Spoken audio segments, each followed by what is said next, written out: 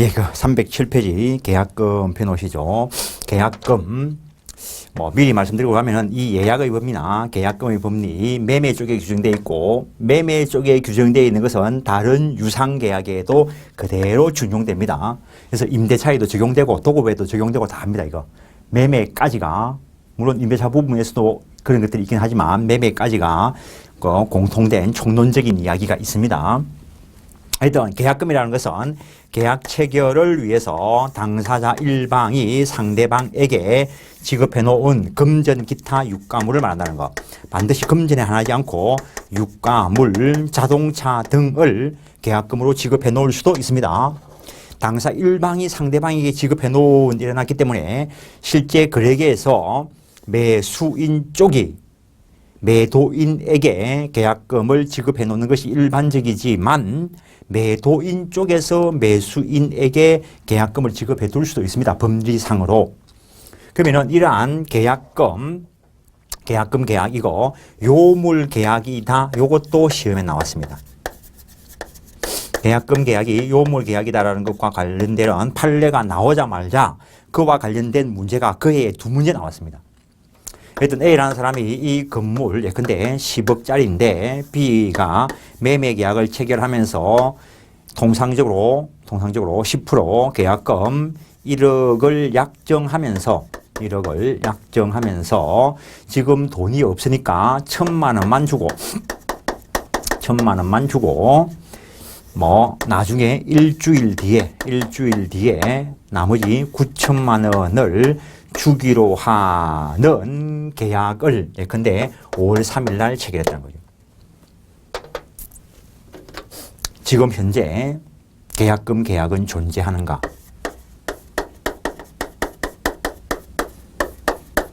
계약금 계약은 존재하는가? 결론은 존재하지 않는다. 이유가 뭔가? 계약금 계약은 요물 계약이기 때문에 요물 계약이라는 것은 그 계약에서 요구하고 있는 물건 제공이 있어야 체결된다는 거. 저 앞에서 낙승 계약과 요물 계약의 구별점은 계약 성립 시기의 차이가 있다. 그런 말 한 적이 있습니다. 일반적인 낙승 계약은 청약과 승낙을 일치만 있으면 되지만 요물 계약은 그거 외에도 물건 등의 제공이 있어야 된다는 거. 따라서 5월 3일 날 계약을 체결을 할 때 계약금을 1억으로 하기로 했다면 1억이 지급돼야 계약금 계약이 존재합니다. 따라서 1억 중에서 일부 1,000만 원만 지금 주고 나중에 일주일 뒤에 9천만 원 주겠다라고 했을 때는 계약금 계약이 존재하지 않는다는 것. 실제 문제가 됐던 사항은 이걸 10억에 팔았는데 중도금이 5월 20일, 잔금이 6월 20일 이래 될 수도 있는데 요 사이에 이 가치가 20억, 30억 같다는 거죠. 갑자기 폭등을 했다는 거죠. 그래서 이쪽에서 해제하려고 받은 돈이 1,000만 원이니까 배액 2배에서 2천만 원 주면서 해제하자라고 했는데 이쪽은 해제 당하기 싫겠지. 그래서 소송을 들어갔는데 이 경우에는 계약금 계약이 존재하지 않기 때문에 계약금의 법리에 따른 해제는 안 된다라는 것. 그래서 이 경우에는 계약금을 1억으로 했으면 1억까지 다 지급되어야 계약금 계약이 존재하게 되는 것이고 따라서 9천만 원 주기로 한 날까지 9천만 원을 안 주면은 계약금 계약에 의한 매매 계약을 해제할 수는 없고 계약금 채무 불이행에 따른 계약금 계약을 해제할 여지는 있는가 모르겠지만 계약금 계약이 존재하지 않는 것이니까 계약금의 법리에 따라서 매매 계약은 해제할 수 없다라고 판결이 나오자마자 중개사 시험에서 그와 관련되는 문제가 두 문제나 나왔어요. 요 법리가 나오고 그냥 요물 계약이라는 저것도 나오고 어쨌든 두 문제가 동시에 출제되었습니다. 그다음에 저 앞에서 이야기했다시피 계약금 계약의 경우에 그게 정약금으로 작용할 수도 있고 증거가 체결됐다는 증거금으로 작용할 수도 있고 그다음에 해제권이 유보되어 있는 해약금으로 작용할 수도 있고 그다음에 손해까지 포함되는 위약금의 작용을 할 수 있는데 모든 계약금은 최소한 정약금의 성질은 가지고 달리 정한 바가 없으면 해약금으로 추정한다라고 되어 있고 달리 약정하면 위약금으로 갈 수도 있는데 위약금으로 갔을 때는 우리 시험범위 안 들어가는 쪽에서 손해배상의 예정으로 추정하는 규정을 두고 있고 여기에 제재금의 성질까지 포함되면은 그걸 위약벌이다라고 이야기한다는 것. 엄밀하게는 시험범위 안 들어가는 건데 이 용어들이 시험에 나온 적이 있습니다. 일단 손해배상의 예정으로 추정될 때는 소송상 문제가 되었을 때 법원이 과다하다고 인정되면은 직권 감액이 가능하고 직권으로 감소시킬 수 있고 이거는 추가 청구는 원칙적으로 안 된다는 것. 근데 위약불로 갔을 때는 직권 감액은 안 되는 게 원칙이라는 거. 추가 청구를 할 수 있는 경우도 나타날 수 있다는 거. 직권 감액은 안 되지만 부당하게 과다한 부분은 103조 위반으로서 무효가 될 것이다라는 것. 일부 무효의 법리에 따라서 처리하게 된다라는 것. 저쪽은 그 정도 하시고 이제 해약금으로 되었을 때 A 소유의 부동산에 대해서 5월 3일 날 10억 매매 계약을 체결하면서 계약금으로 1억을 B가 주었고 그다음에 5월 20일 날 중도금을 지급하고 6월 20일 날 잔금을 지급하기로 했는데 요것도 시험에 나올 수 있습니다. 중도금 지급 약정기일이 있을 때 미리 이행할 수 있는가? 미리 이행할 수 있다라고 봅니다. 원칙적으로 요 기한의 이익은 채무자인 B를 위한 것으로 추정되기 때문에 A한테는 기한의 이익이 없기 때문에 B가 자기 기한의 이익을 포기하고 미리 지급할 수도 있습니다. 중도금이 미리라도 지급되어 버리면 계약금 계약에 의한 해제는 못합니다. 계약금 계약은 당사자 일방이 이행에 착수하기 전에 교부자는 포기하고 수령자는 배액을 상환하고 해제할 수 있다는 거. 물론 이거 임의 규정이기 때문에 달리 약정할 수는 있지만 실제 이런 이야기를 들은 적도 있습니다. A라는 사람이 요게 한 2억쯤 하는데 요게 팔리면은 한 4억쯤 하는 이쪽으로 이사를 가고 싶다는 거죠. 그래서 내놨더니 누군가가 사러 와가지고 계약금을 2천만 원 주길래 매매 계약 체결하고 이제 요게 팔렸으니까 요거 내놓은 거 요거 가서 계약을 체결하면서 4천만 원을 주고 매매 계약을 체결했다는 거예요. 계약 다 체결되고 난 뒤에 이쪽에서 전화가 오기를 이번에 그 매매 계약 해가지고 들어가 살기로 하려고 생각했는데 뭐 못 들어가게 됐으니까 없었던 걸로 하자 이래대. 그럼 법적으로 할 때 2천만 원 돌려줘야 되는가? 안 돌려줘도 된다는 거지. 교부자는 포기하고. 그래서 요게 팔려야 이쪽으로 이사를 갈 건데 요게 안 팔리니까 이제 이쪽으로 이사를 못 가게 됐는데 그래서 고민을 하고 있다는 거지. 그러니까는 뭐 때까지 기다려보자 싶어가지고 그냥 고민을 하고 있는데 난데없이 이쪽에 전화 와가지고 이거 못 팔게 됐는데요 이러더라는 거지. 그럼 이 사람은 얼마 줘야 돼? 8천만 원 줘야 돼. 수령자는 배액을 상환하고 그럼 이 사람은 가만히 앉아가지고 얼마 벌었죠? 요서 2천만 원 벌고 요서 4천만 원 벌었어요. 그냥 가만히 앉아가지고 6천만 원 벌었어. 와 이런 걸 해야 되는데 또 어떤 사람은 또 계산 잘못해가지고 또 1억 벌은 줄 알지.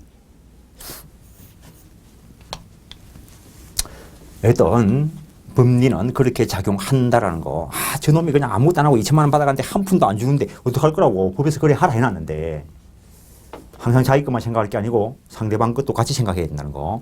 그래서 누구라도 이행에 착수해버리면 계약금 계약에 의한 해제의 법리는 적용 안 된다는 거.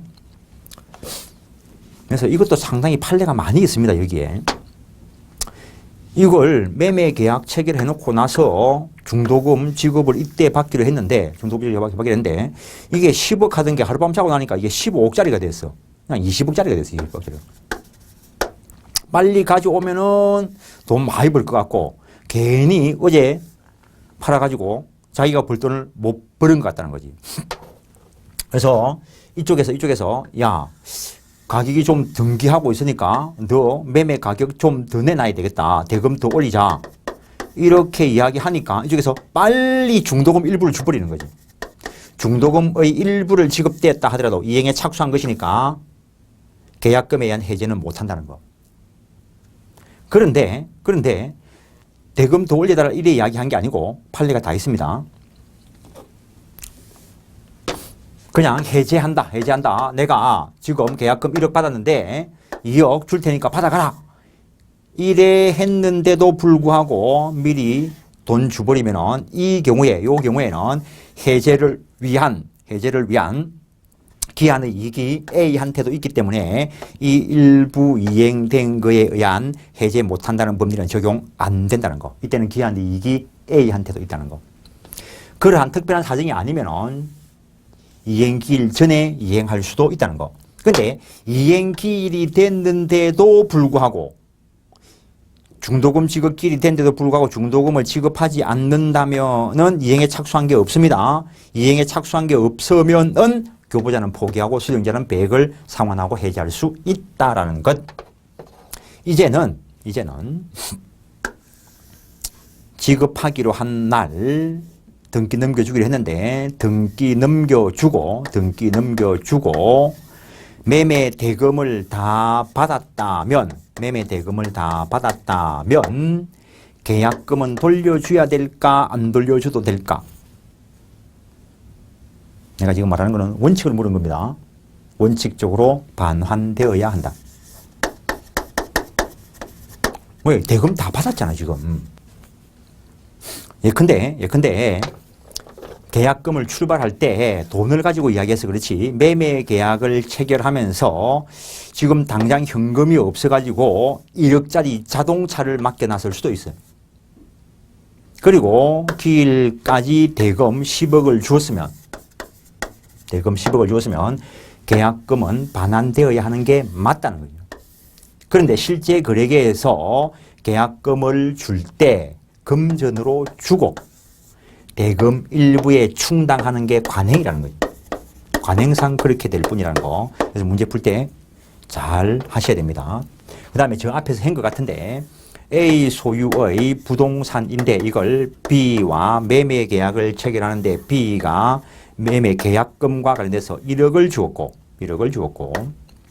중도금을 5억 주기로 하고 나중에 잔금 지급하면서 등기 넘겨주기로 했는데 중도금 지급 일자에 B가 중도금을 지급하지 않을 때 A는 이행지체를 이유로 이행하라고 최고했는데도 불구하고 이행하지 않으면 해제할 수 있는데 해제가 되면 계약이 소급적으로 소멸되어서 계약이 없었던 것으로 되기 때문에 이때 받아 놓은 계약금 반환되어야 하는 것이 원칙이라는 거예요. 그리고 별도의 손해가 있으면 손해배상 청구할 수 있다 이렇게 갈 거라고요. 요런 것들에 대한 입증 책임을 면하기 위해서 미리 위약금 약정을 해놓는다는 거지. 만약에 이행기에 이행하지 않는다면 몰치되는 걸로 하고 이런 식으로. 그런 위약금의 약정이 없는 한 해제되면 계약금은 반환되어야 할 성질의 것이다라는 것. 일단 그 정도 하시고 교과서를 확인하시죠. 그 307페이지 계약금 계약 체결할 때 그 계약에 부수하여 당사 일방의 상대방에게 교반한 금전 기타 유가물을 말하고 체약금이라고도 한다. 여기서 선불금과는 구별되어 있다는 거. 선불금의 경우에는 대금의 일부를 미리 주는 걸 이야기합니다. 미리 주는 것과 계약금은 구별되어 있다는 것. 그 다음에 성질 요물 계약이다. 그 대판 2007 돼 있는데 그 판례가 원래는 여기 이 자리에 다 소개되어 있었는데 일부만 탁 줄여놨습니다. 줄여놓은 이유가 334페이지에 출제된 문제 밑에다가 이 판례를 다 소개해놨습니다. 그 판례가 나오자마자 그 해에 그러니까 2008년쯤 되겠죠. 두 문제가 연이어서 나왔다는 거. 계약금 교부 시기 살짝 보시고 계약금의 종류 단순한 정거금으로 작용하는 정약금일 수도 있고 그다음에 해약금일 수도 있고 위약금일 수도 있는데 위약금과 관련된 세부적인 내용은 시험 범위에 안 들어가지만 한 번은 봐놓으시고 그다음에 해약금으로 다뤄지는데 교과서에서는 순수를 바꿔놓은 이유가 해약금의 법리가 우리 시험 범위에 들어가고 그것과 관련된 게 5분에서 연이어서 그 수술되어 있기 때문에 그렇게 해놓은 겁니다. 해약금에 대한 해제권, 다른 약정이 없는 한 당사자 누구라도 매도인이든 매수인이든 이행에 착수하기 전까지 교부자는 포기하고 수령자는 배액을 상환하고 해제할 수 있다는 것. 그때 수령자는 해제 의사표시 외에 계약금 배액의 이행 제공만 있으면 되는 것이지 공탁할 필요는 없다라는 것. 그 정도 하시고 해약금에 의한 해제권의 행사 기준 누구라도 이행에 착수해버리면 해약금에 의한 해제는 할 수 없다라는 것. 그 다음에 해약금에 의한 해제의 효과 착수되기 전에 하는 것이기 때문에 원상회복의 문제는 없습니다.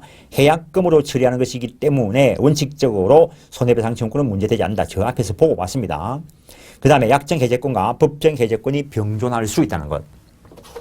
A 소유의 부동산에 대해서 매매계약을 체결하면서 계약금을 지급해놓고 5월 20일 날 중도금을 지급하기로 했는데 이 B가 중도금을 지급하지 않으면 요 사람은 B의 채무 불이행을 이유로 한 법정 해제권도 있고 그다음에 요 A는 해약금의 법리에 따른 해제권도 가지고 있다라는 것.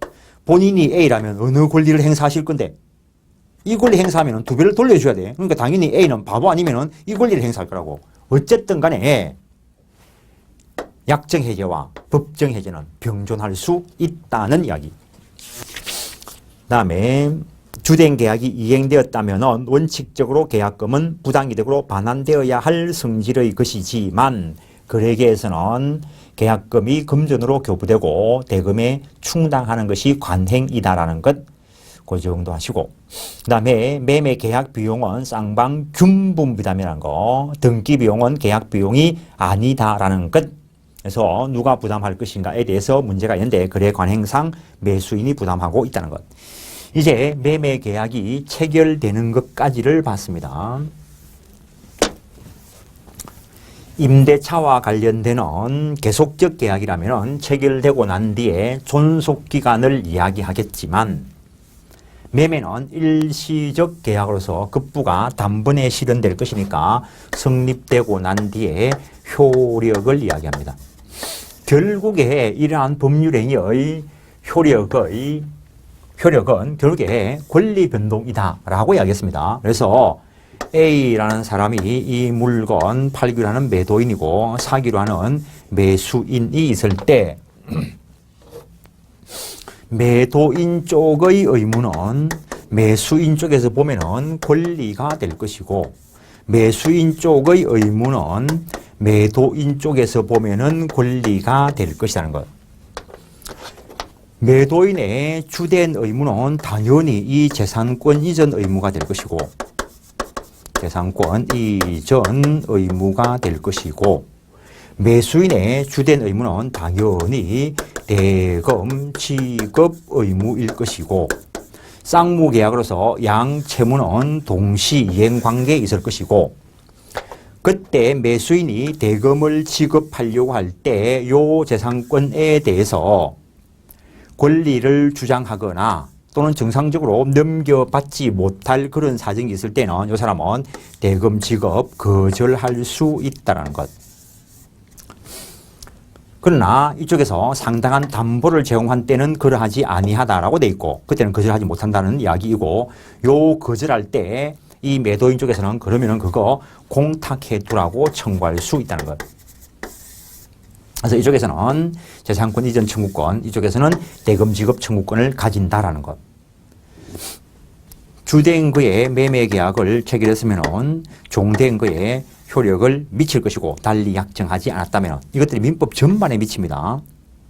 그 다음에 원물에 대해서 매매 계약 체결했을 때 그 과실을 어떻게 할 것인가에 대해서 매매 계약 체결 후 인도되지 아니한 목적물로부터 발생한 과실은 매도인이 수취한다. 즉 인도 전이라면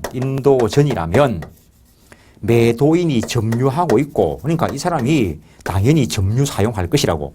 따라서 매도인이 수취한다.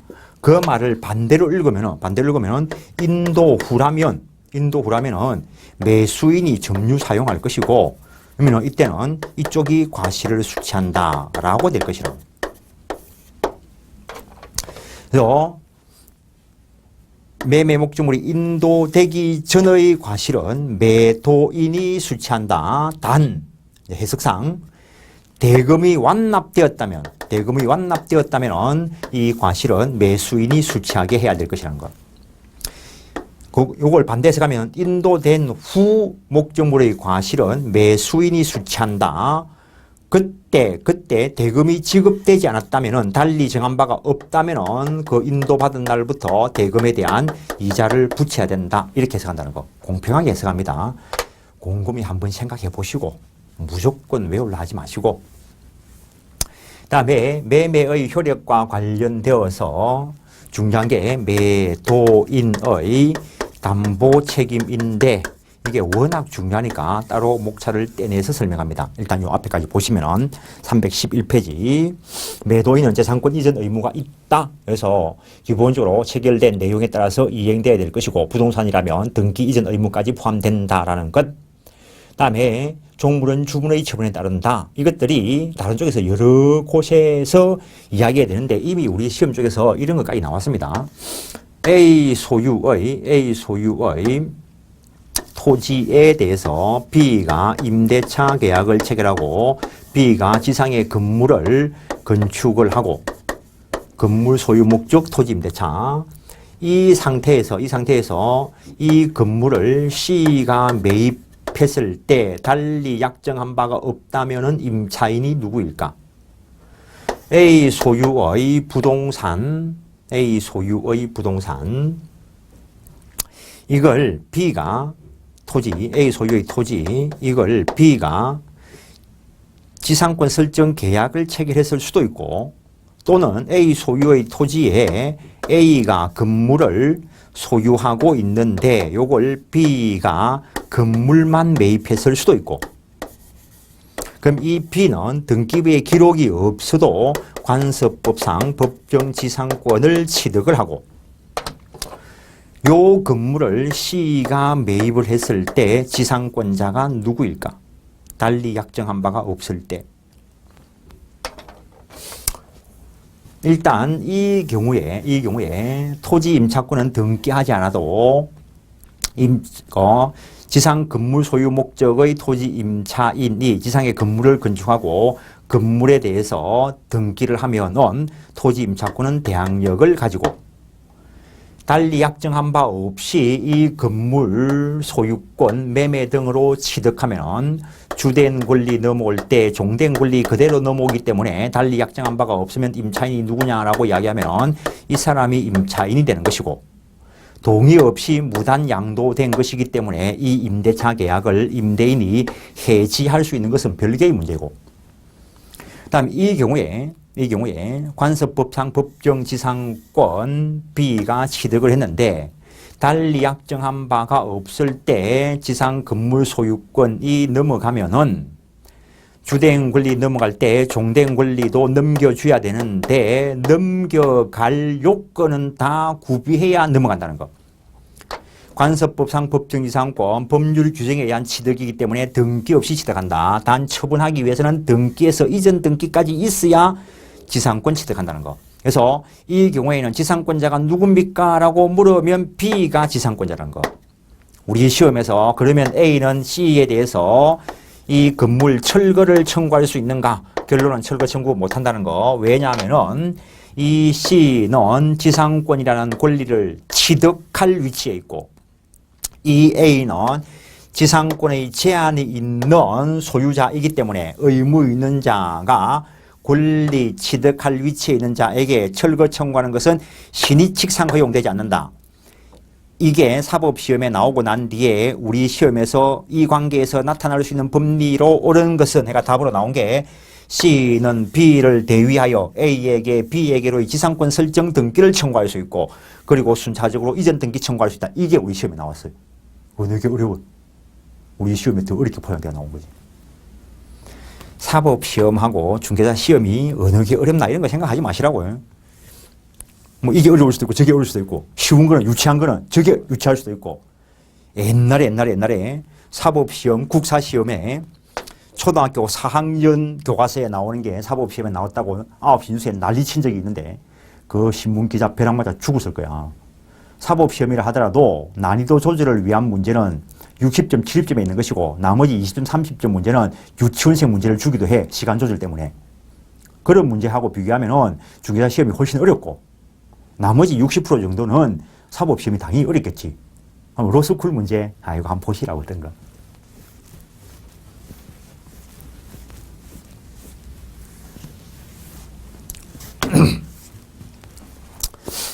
그 다음 매매에 있어 과실의 귀속 문제 설명이 되었고 한번 확인하시고 그 다음에 결국에 목적물 인도 의무 있고 타인 권리 매매도 유효하게 할 수 있다는 것. 왜? 매매 계약은 채권 계약이기 때문에. 312페이지 매수인의 의무, 대금 지급 의무, 재산권 이전과 대금 지급 동시행 관계에 있다는 거. 기한이 있을 때 그 기한까지 연기할 수 있는 건 당연한 것이고 대금 지급 장소 당연한 이야기입니다. 지참 채무일 때 물건 들고 온나 해야 돼? 돈 들고 온나 해야 돼? 돈 들고 가는 게 원칙입니다. 그래서 달리 정한 바가 없으면 목적물 인도와 동시에 대금 지급할 때 인도 장소에서 지급해야 된다. 당연하겠죠. 돈 들고 부동산 인대 가야지. 부동산 끌고 온나 내가 돈 줄게. 말도 안 되는 소리지. 대금 이자 인도받은 날부터 대금 지급해야 된다. 달리 기한을 정해놨으면 그에 따를 것이고 그 정도 하시고 매매 계약이 취소되면은 부당이득 반환해야 될 것이고 그것도 동시행 관계에 있을 것이고 이런 것들. 다음에 매수인의 대금 지급 거절권과 매도인의 대금 공탁 청구권 매매 목적물에 의하여 권리를 주장하는 자가 있는 경우에 매수인이 매수한 권리의 전부나 일부를 잃을 염려가 있는 때에는 매수인은 그 위험 한도에서 대금의 전부나 일부 지급을 거절할 수 있다라고 되어 있습니다. 그러나 매도인이 상당한 담보를 제공한 때에는 거절 못한다라고 되어 있습니다. 그럴 때 매도인은 일단 대금 공탁해두라고 청구할 수도 있다는 것. 그 다음에 매도인의 담보 책임이 문제가 됩니다. 그냥 지워놓고 하죠. 매도인의 담보 책임.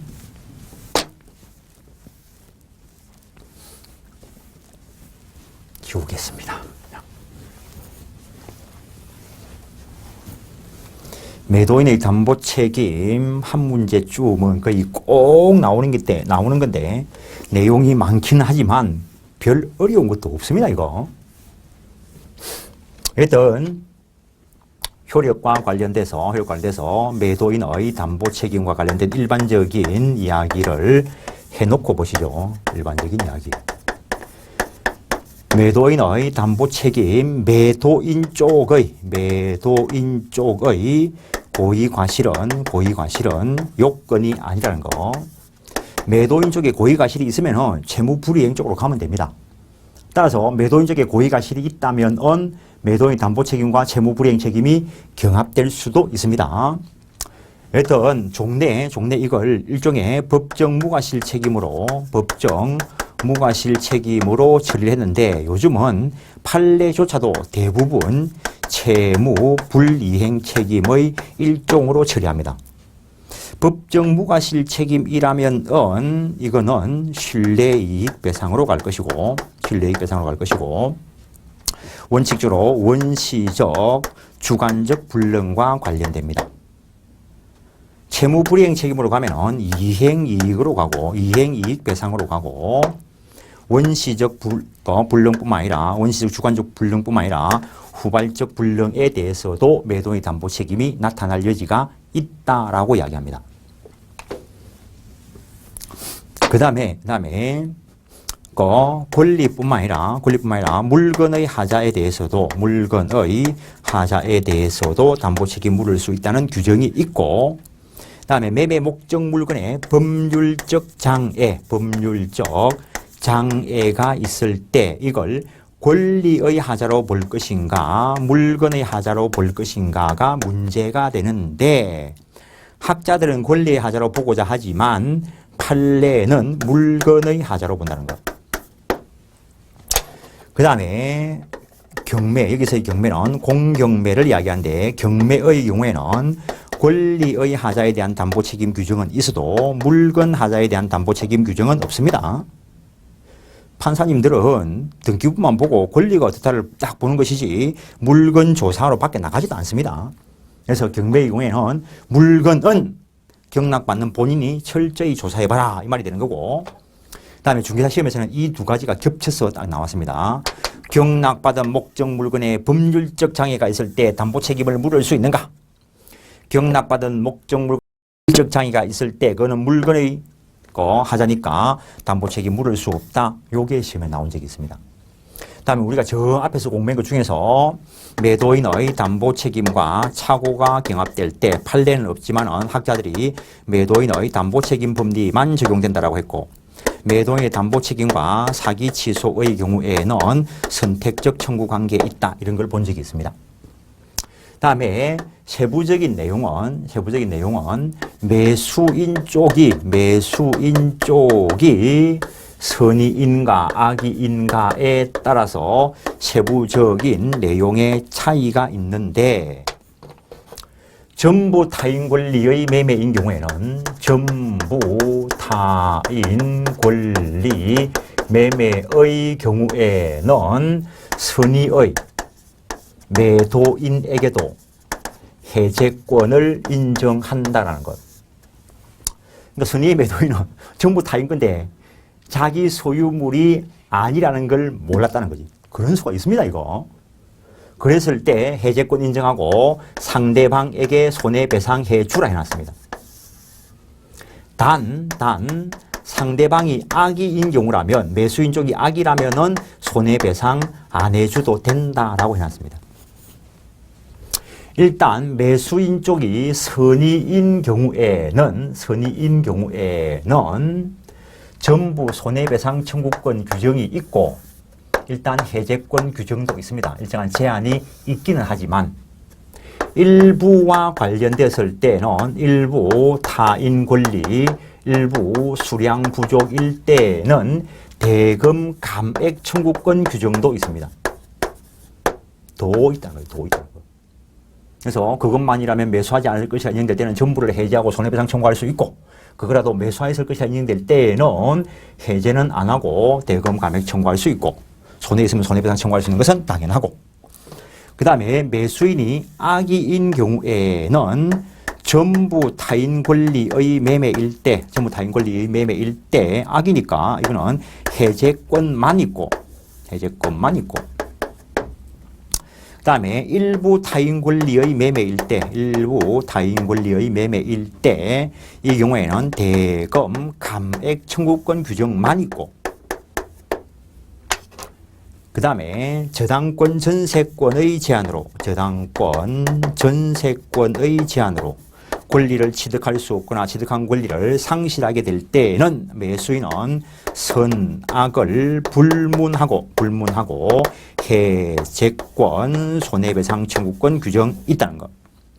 이거는 권리의 하자와 관련된 것이고 물건의 하자와 관련됐을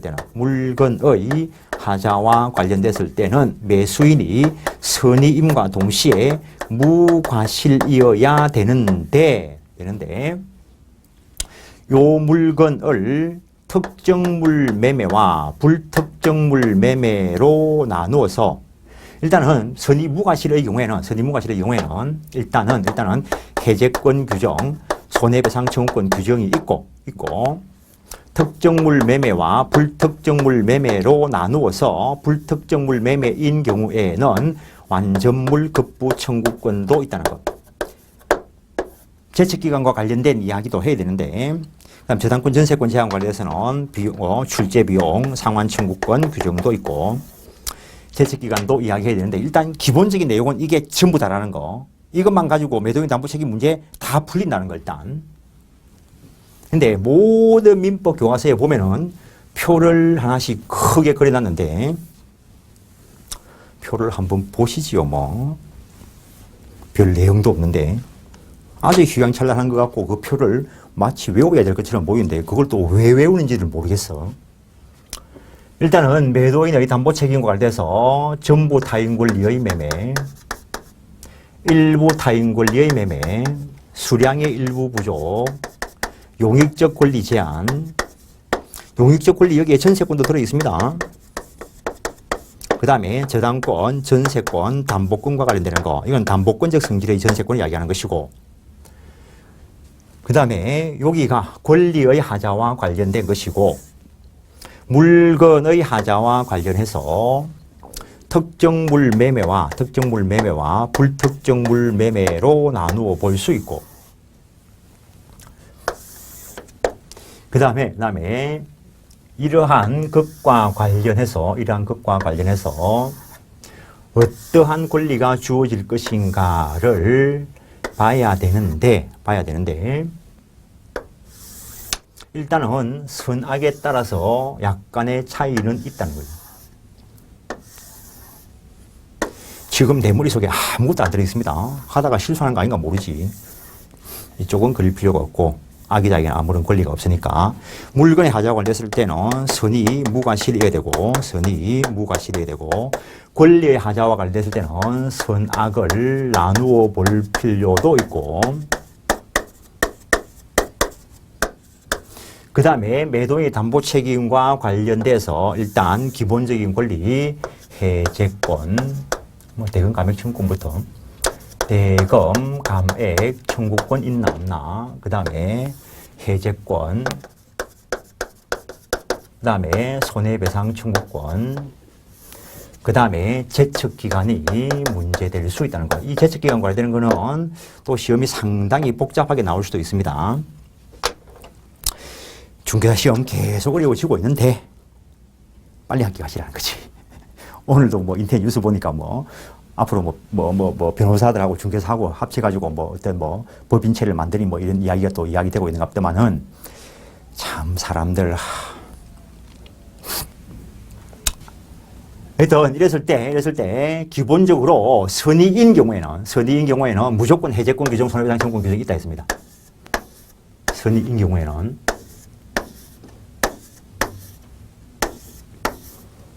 그다음에 물건의 하자와 관련될 때는 선의무과실일 때 해제권, 손해배상 청구권 일단 규정이 있고 그 다음에 일부와 관련됐을 때는 선의인 경우에 대금 감액 청구권 규정이 있다 했습니다.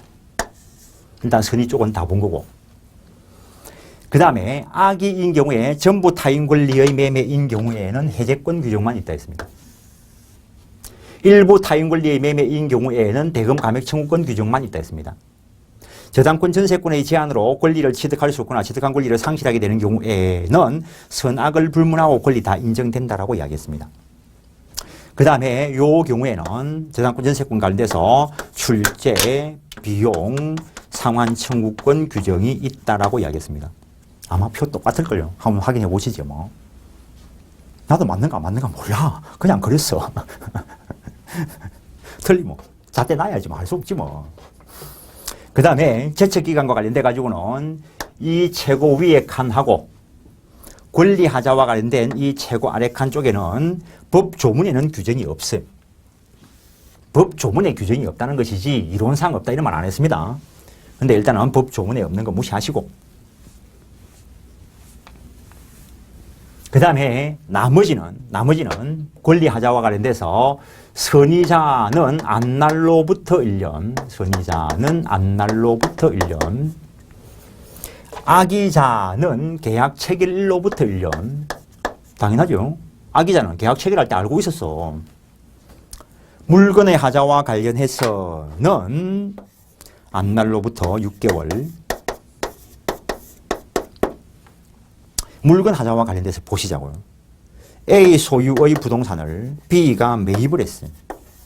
이 물건에 어디엔가 하자가 있었어. 근데 B는 그걸 몰랐어. 모르고 살았어. 근데 어느 날 알았어. 앞날로부터 6개월. 근데 A는 그걸 알고 팔았어. 모르고 팔았으면은 매도인 담보 책임만 문제가 되는데 알았거나 알 수 있음에도 팔았으면은 채무 불이행이 돼. 그러면은 채무 불이행에 따른 소멸시효 기간은 불이행 시부터 10년 소멸시효에 걸리고, 이거는 안날로부터 6개월인데 어느 게 빨리 소멸될까? 알 수 없습니다. 10년 지나고 나서 알 수도 있고, 뭐 한 1년 내에 알 수도 있고.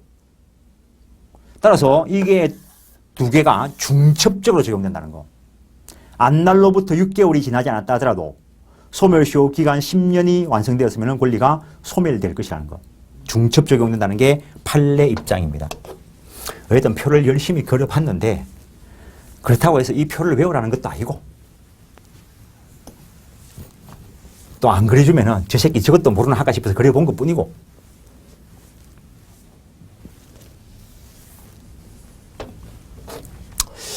오늘 등기부를 열어보니까 이 건물이 A 앞으로 등기가 돼 있어. 그런데 사실은 이 사람 소유물인데 전체를 위조해가지고 A가 B한테 팔았을 수도 있어. 위조한다고 해서 자기 소유물이 아니고 이 사람 소유물이니까 전부 타인 권리의 매매가 될 거라고. 한 번 더 넘어가지 뭐. 등기하고 돈 1,000억을 주었다 하더라도 이게 위조된 것이기 때문에 이 사람이 소유권 음자이기 때문에 이 매매를 통해서는 소유권 취득을 못해. 그래서 이 사람도 소유자가 아니라, 이 사람도 소유자가 아니고. 그래서 이 B도 매매를 하고 이렇게 등기를 넘겼어. 넘기니까 이 진짜 소유자가 이렇게 말소 청구하고 들어가서 말소됐어. 이때 K의 권리는 소유권이기 때문에 1000년이 지나도 K의 소유권이 소멸시효로 소멸될 일은 없습니다. 그래서 조상 땅 찾기가 가능한 이유가 이것 때문에 가능합니다. 내 수업 들으신 분 중에서 그분 자제분들이 내 수업을 또 들으실 거라고 어디서 수업하냐 물어보셨는데, 그분이 변호사하고 해가지고 조상 땅 찾기 하고 계시답니다. 웃으시면서 돈 좀 뿌렸다라고 이야기하는데 조상 땅 찾기 한다고 미국까지도 가고 이란답니다. 민법 공부 잘 해놓으시라는 거죠. 나는 아직까지 내가 하고 싶은 일들이 있어가지고 수업도 하고 이래 하는데, 나중에 뭐 내 거처가 어떻게 되는가는 또 동영상으로 또 어떻게 되겠죠. 한번 서로 다들 열심히 노력하시자고. 그리고 어느 순간에 만나서 웃으면서 이야기하시자고. 다들 합격하시자는 거지. 그랬을 때 이 A는 이 사람에 대해서 불법행위 책임을 지는 건 당연하고, 이때 B에 대해서도 불법행위 책임도 집니다. 이 사람은. 판례가 경합을 인정합니다. 그리고 이 사람 처음부터 고의가시 있으니까 채무불이행 책임도 집니다. 원시적 주관적 불능과 관련이기 때문에 매도인의 담보 책임도 문제가 됩니다. 이때 B의 입장에서는 어느 것을 묻더라도 자기가 준 돈만큼은 일단은 받아올 수 있을 거라고. B 입장에서는 별 문제가 없어. 어느 걸 가지고도 받아오면 되니까. 그런데 이 B는 진짜 A 소유물인 줄 알고 샀을 수도 있어.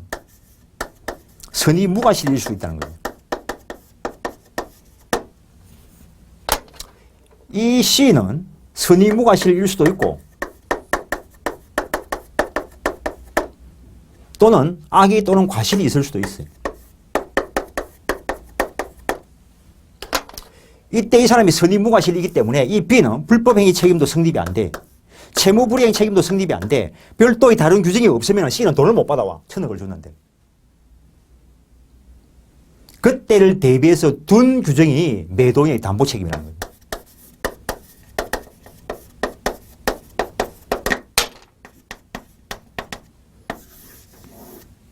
그때 이 C가 선의무과실이라면, 선의무과실은 실제로 권리하자와 관련되기 때문에 과실 여부는 문제가 안 돼. 일단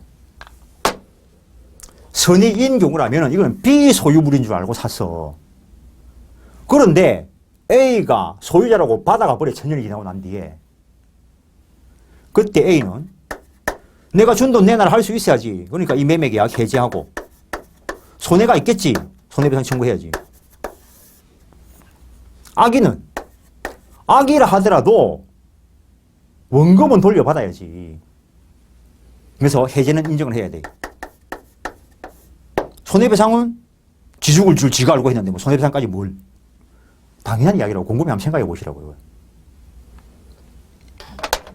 그런데 이번에는 이 토지이든 뭐 건물이든 상관없습니다. 원래 그냥 극단적으로 그냥 90층, 100층까지는 좀 그렇고 90층. 이 11층부터는 A게 맞아. 1층부터 11층까지가 다른 사람이란 거지. 위조를 일부만 한 거지. 그러면 이제 일부 타인 권리가 매매되겠지. 일부 타인 권리.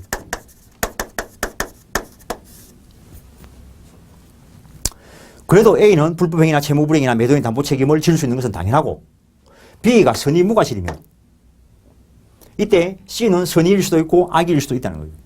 어쨌든 이 경우에는 B한테 B가 선의무과실이라면 불법행위도 성립 안 하고 채무불이행도 성립 안 하니까 매도인의 담보 책임이라는 규정이 있어야 될 것인데 그때 선의인 경우 이 사람은 1층부터 90층까지 다 갖고 싶었기 때문에 샀어. 1층부터 10층까지가 타인 것이라면 안 샀을 거라고. 그러면은 해제를 인정을 하든지 해제하고 손해배상을 청구하든지 1층부터 90층까지 다 갖고 싶었는데 1층부터 10층까지는 내가 가질 수 없구나. 이것도 운이지. 11층부터만 갖고 싶어. 그러면은 해제는 안 하고 대금 감액 청구하고 손해 있으면 손해배상 청구하고 이래 가면 되는 거지. 대금 감액과 해제를 동시에 할 건 아닙니다. 근데 이 사람은 악이라는 거지. 들키면은 이거 1층부터 10층까지는 못 가져오는데 어차피 알았어. 그래서 해제는 못 시켜. 손해배상 청구 못 해. 그런데 11층부터 90층까지의 가격만 줬으면 되는데 1층부터 10층까지의 가격도 줬어 이거. 그건 돌려받아야지. 그러면 대금 감액을 청구할 수 있다는 거예요. 당연한 이야기라고요. 그 다음에 수량의 일부 부족. 수량의 일부 부족. 수량의 일부 부족. 그냥 극단적으로. 이게 실제로 100제곱미터인데 어떻게 잘못돼 가지고 120제곱미터로 기록이 됐다는 거지. 실제로는 100제곱미터라는 거지. 이 사람은 알고 저지르면은 이 책임을 져야 돼. 근데 B는 100제곱미터인 줄, 120제곱미터인 줄 알고 선의무과실도 샀어. 120제곱미터. 실제로는 100제곱미터인데 120제곱미터인 줄 선의무과실로 샀어. 이거를 C가 매입을 해. 수량 지정 매매일 때 일부 수량 부족하면 어떻게 할 거냐는 거지.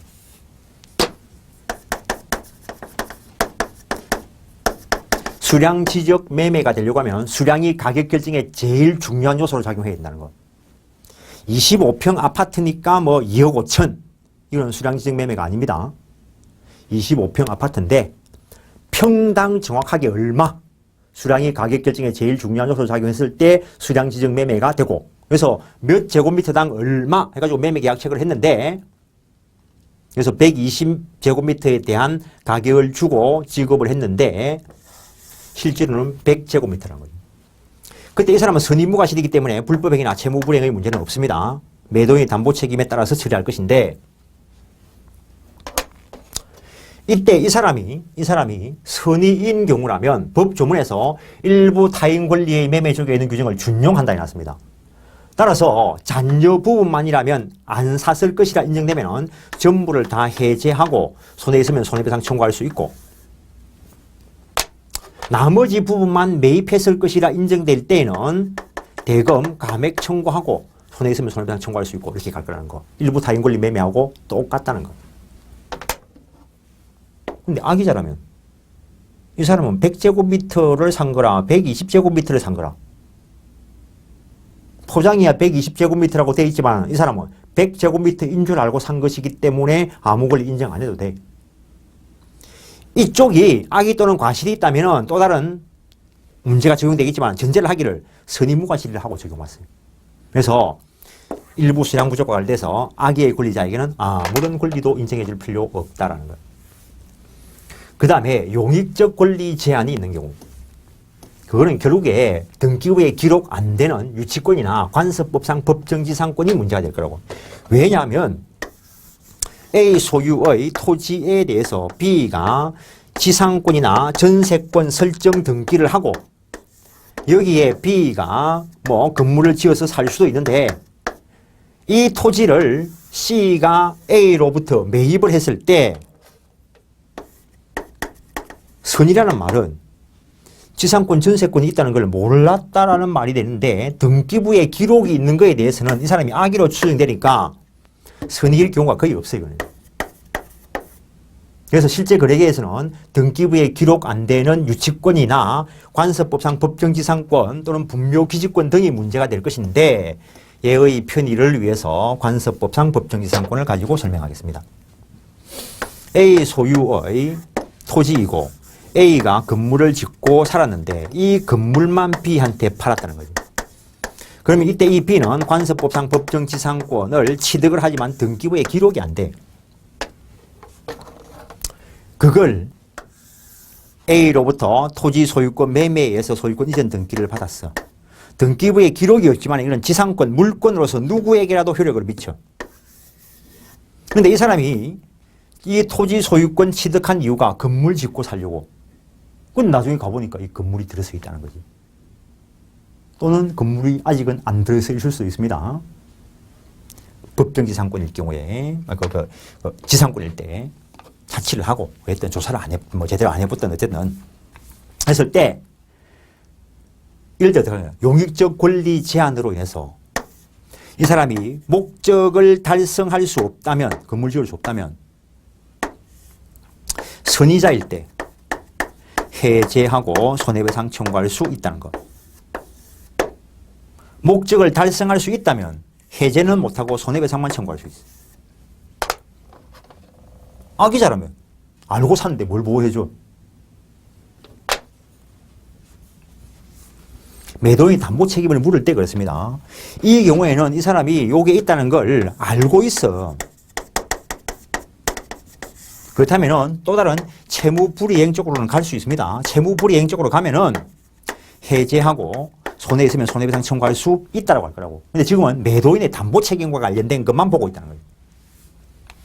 그다음에 저당권 전세권의 제한으로 권리를 취득할 수 없거나 취득한 권리를 상실하게 되는 경우의 담보 책임과 관련된 내용은 저 앞쪽에서 여러 번 보고 왔습니다. 어떤 부동산이 있는데 토지이든 건물이든 A가 소유자이고 얼굴을 열어보니까 K가 저당권 가지고 있을 수도 있고 전세권 가지고 있을 수도 있고 또는 아까 이야기했던 것 중에서 누군가가 가압류했을 수도 있고 가등기했을 수도 있고 이걸 B가 매입했다는 겁니다. 이게 10억인데 예를 여러 번 들었습니다. 전체 합쳐가지고 이 채권액이 5억일 수 있고 그럼 이 B가 매입하는 방법이 A하고 협의해가지고 어차피 이 5억은 뭐 내가 인수해야 되니까 내가 너한테 5억만 주고 사겠다 이렇게 살 수도 있는데 A가 일단 10억을 다 달래. 갚을 때 내가 갚겠다는 거지. 그래서 B가 10억을 다 줬어.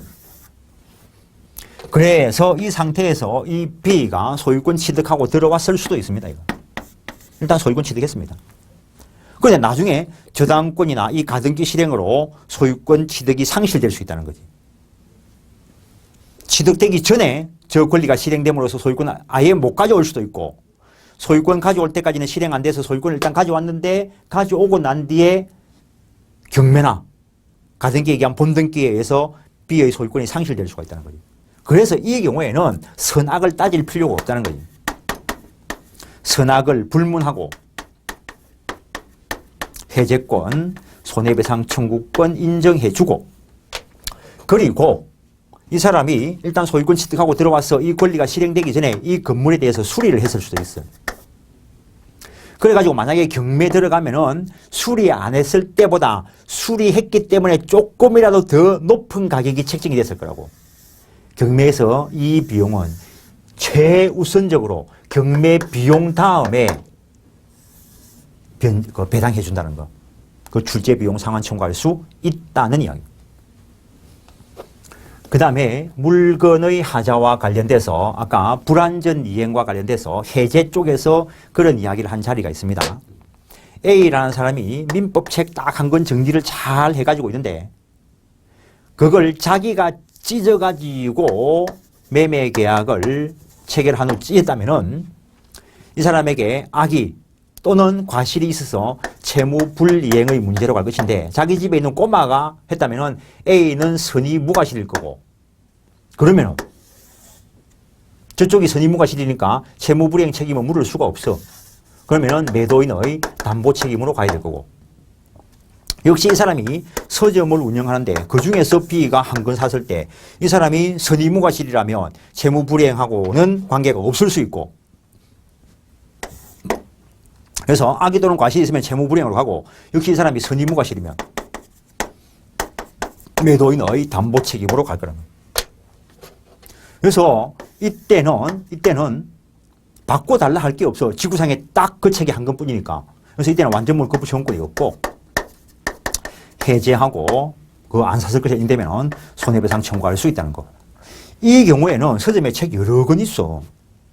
그때 완전한 거 달라 할 수 있고 아이고 이참에 공부하기 싫으면 없던 걸로 하자 해제할 수 있고 손해 있으면 손해배상 청구할 수 있고 곰곰이 한번 생각 정리를 하면서 머릿속에 넣으시라는 거지. 무조건 외울 게 아니라는 거지.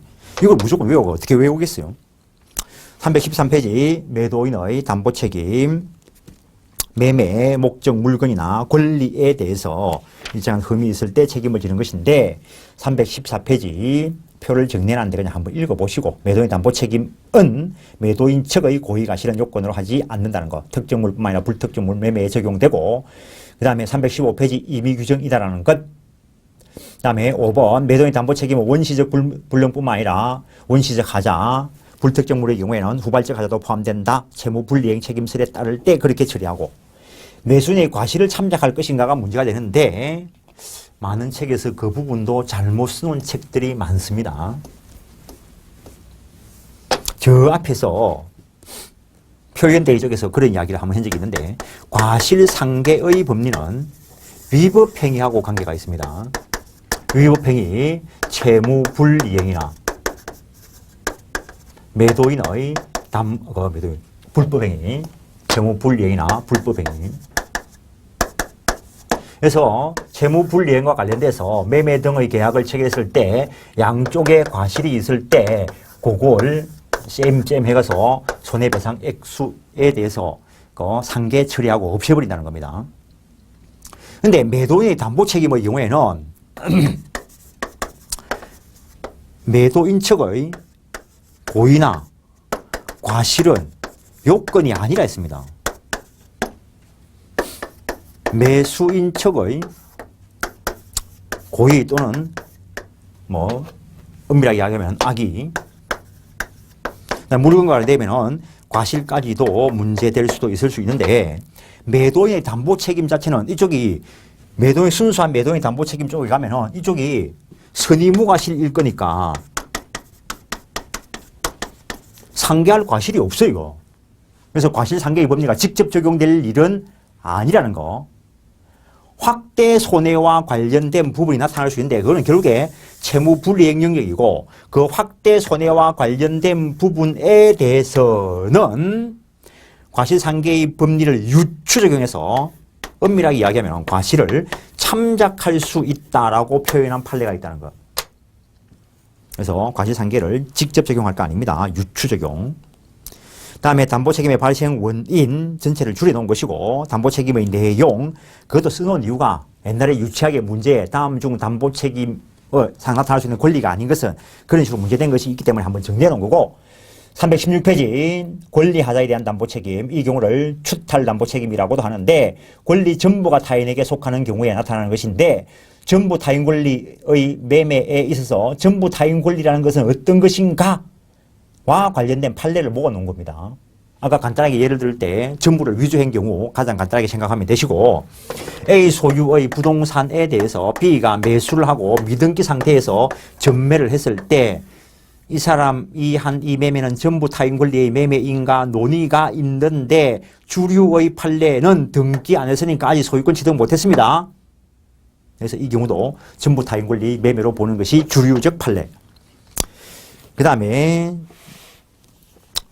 전부 타인 권리의 매매에 있어서 이전 불능, 원시적, 주관적 불능이다라고 보는 것이 일반적입니다. 원시적 객관적 불능이라면 계약 체결 사유는 과실 책임으로 처리될 수 있고 매도인의 규칙 사유는 불문한다 했습니다. 그다음에 317페이지 4번 매수인의 선악은 불문한다 이라는데 선악에 따라 효과 차이는 있습니다. 밑에 매수인은 선악을 불문하고 해제권은 있지만 선의의 매수인은 손해배상도 청구할 수 있다. 일단 이행이익 배상이 원칙입니다. 행사기간, 제측기간에 대한 규정은 없다는 거. 전부 타인 권리의 매매일 때 매도인이 선의인 경우 아까 여기서 B 이야기했습니다. K 소유의 이 100층짜리 건물 전체를 위조해가지고 A 앞으로 등기했을 때 이걸 B가 매입을 하고 등기를 했는데 이 B는 선의무가 실릴 수 있다는 거지. 그래서 C하고 매매했을 때 전부 타인 권리의 매매일 때 매도인이 선이라면 이거 해제할 수 있다. 그런데 이 사람한테 손해배상 해주라. 그런데 이 사람이 악이라면 손해배상 안 해줘도 된다. 요 내용. 채무불이행과 경합을 인정한다는 것. 즉 매도인 쪽에 악의 또는 과실이 있다면은 매도인 담보 책임뿐만 아니라 채무불이행 책임 쪽으로 처리할 수도 있다는 것. 차이점이 뭐냐면은 매도인의 담보 책임만 고집하면은 매수인이 악의일 때는 해제권은 있지만 손해배상 청구권은 없어요. 근데 이 매도인 쪽에 고의 과실이 있으면 채무불이행 책임을 물을 수 있어. 채무불이행 책임을 물을 수 있으면 이쪽에 과실이 상계되는 부분이 있다 하더라도 원금 받고 그때 과실이 저쪽이 조금 있으면 손해배상 받을 게 있다는 거예요. 그래서 경합적으로 인정할 이유가 된다는 거.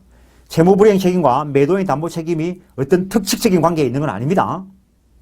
한쪽만 적용되는 사항일 수도 있고 양쪽이 다 경합적으로 적용되는 수도 있을 수 있다는 것. 권리 일부가 타인에게 속하는 경우 일부 타인 권리의 매매 넘기시고 예를 들어 놓은 것이고 역시 매도인의 기재 사유는 불문하고 매수인의 선악은 불문하는데 선악에 따라 효과 차이는 있다는 거. 선의인 경우 선악을 불문하고 일단 대금 감액 청구할 수 있고 선의라면은 잔여 부분만이라면 매수하지 않을 것이라 이럴 때 전부를 다 해지할 수도 있고 그 선의자에게는 손해배상 청구권도 있다는 것. 권리 행사 기간 선의자는 안날로부터 1년, 악의자는 계약 체결할 때 이미 알았으니까 그때부터 1년. 수량 부족, 일부 멸실, 수량 지정 매매, 수량이 가격 결정에 제일 중요한 요소로 작용해야 된다는 것. 선의일 때는 일부 타인 권리 매매하고 똑같고 악의일 때는 이때는 아무런 권리도 없다는 것. 넘기시고 320페이지 용익적 권리 제한 지상권, 지역권, 전세권, 질권, 유치권 또는 뭐 존재의 임차권이 있어야 되는데 없거나 이런 임대차와 관련해서도 나타날 수 있고 이랬을 때 매수인은 선의일 때만 담보 책임을 물을 수 있다는 것. 그때 목적을 달성할 수 없다면 해제권까지도 인정하는데 목적을 달성할 수 있다면 해제권은 인정 안 되고 선의의 매수인은 손해배상 청구할 수 있고 행사기간 안날로부터 1년. 악의자는 아무런 권리도 없고 저당권 전세권의 제한으로 권리를 취득할 수 없거나 취득한 권리를 상실하게 되는 경우에는 선악을 불문하고 해제권, 손해배상 청구권 있고 출제비용 상환 청구권 인정된다는 것. 행사기간에는 규정이 없고 그 정도 하시고 322페이지 3분은 한번 읽어보시고 물건 하자. 이때 물건 하자 의미와 관련돼서 승기표권 쪽에 객관적 하자를 원칙으로 하지만 주관적 하자도 포섭한다는 거. 객관적 하자이라는 것은 거래 통념상 요구되는 성질 뭐 이런 것들 이야기하는 것이고 주관적 하자는 목적과 관련된 부분이라는 것. 요거 나왔을 때 미리 한번 저 앞에서 이야기를 했을 것 같은데 A 소유물인 줄 알고 B가 매입했을 수도 있고 임차했을 수도 있는데 실제로는 A 소유물이 아니더라는 거죠. 이걸 착오를 이유로 취소할 수 있을까? 목적물의 소유자가 누구인가는 중요 부분인가? 원칙적으로 중요 부분은 아니라는 거. 목적물의 소유자가 누군가는 원칙적으로 중요 부분은 아니다. 단 그 법률 행위 시에 그 사람 소유일 것을 내용으로 했는데 아니라면 그때는 중요 부분으로 다루어지고 착오 취소가 될 수 있다는 것. 단순하게는 소유자가 누군가는 중요 부분 아니다는 거. 채권 계약이기 때문에 당연한 이야기입니다. 그런 거. 매매나 임대차와 관련돼서 하자의 존재 시기, 계약 성립 시 정도. 그다음에 검사 성적서나 특약으로 보정한 품질 성능을 갖추지 못한 경우에도 하자담보 책임이 인정된다라는 것. 그다음에 하자담보 책임을 묻기 위해서는 매수인은 선의무과실이어야 된다는 것. 그때 선의무과실의 자에게는 해제권과 손해배상 청구권이 인정될 수 있는데 용익적 권리 제한과 목적과 관련된 부분을 준용하기 때문에 목적을 달성할 수 없을 때 해지할 수 있고, 그 다음에 불특정물, 종류물 매매일 때 완전물 거부 청구권이 인정된다는 것 넘기시고, 확대 손해와 관련됐을 때는 채무불이행과 관련된 부분이 적용되고, 확대 손해와 관련됐을 때는 과실이 참작될 수 있고, 그 정도. 그 다음에 경매에서 담보책임, 경매의 경우에는 앞에 권리하자와 관련된 담보책임에 대한 규정이 준용된다라는 것. 어쨌든 경매의 경우에는 매도인 측에 있는 쪽이 악의일 때라야 손해배상 청구할 수 있다는 게 특칙이고, 325페이지에 그 내용이 있습니다. 채무자가 악의일 때 손해배상 청구할 수 있다는 것. 그 정도 하시고, 경매 절차 자체가 무효면 담보책임 물을 수 없습니다. 담보책임이라는 효과가 나타나는 이유는 매매 계약 자체가 유효하기 때문에 담보책임이 문제가 됩니다.